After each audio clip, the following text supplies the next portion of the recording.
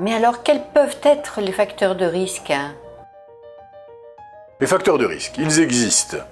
Les maladies cardiovasculaires, bien sûr, l'hypertension artérielle, l'obésité, le tabagisme et des affections métaboliques comme le diabète favorisent toute la survenue de diverses affections cérébrales susceptibles de provoquer des vertiges.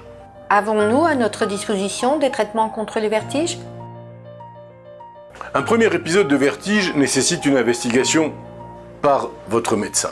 Une fois le diagnostic établi, la seule chose à faire, en cas de nausées et de vomissements, est de prendre un antivomitif, soit en comprimé, soit en suppositoire, comme cela a été prescrit par le médecin.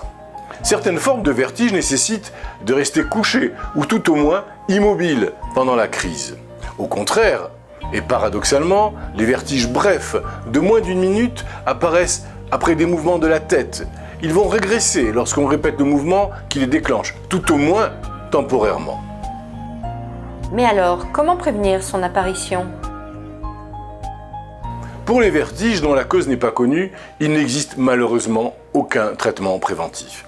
Il est en revanche possible d'intervenir sur des facteurs de risque des maladies cardiovasculaires.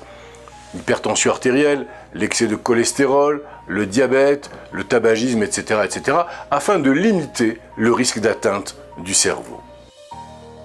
Quand doit-on contacter notre médecin? Un premier épisode de vertige nécessite des investigations par un médecin.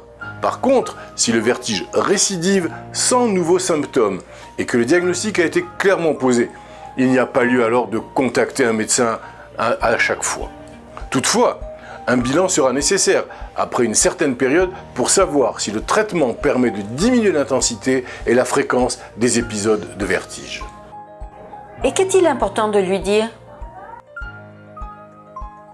Il va s'intéresser à savoir s'il s'agit d'un premier épisode ou si au contraire un traitement a déjà été prescrit pour des vertiges.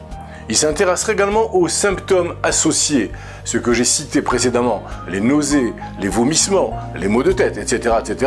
Et il s'intéressera aussi, bien sûr, aux médicaments que vous prenez qui peuvent être la source de vertige.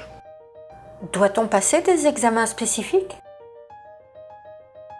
Souvent, l'histoire des vertiges et un examen clinique des oreilles et du fonctionnement de certaines parties du corps, c'est l'examen neurologique, suffisent pour poser le diagnostic. En cas de doute, néanmoins, le médecin adressera la personne à un spécialiste pour des examens complémentaires.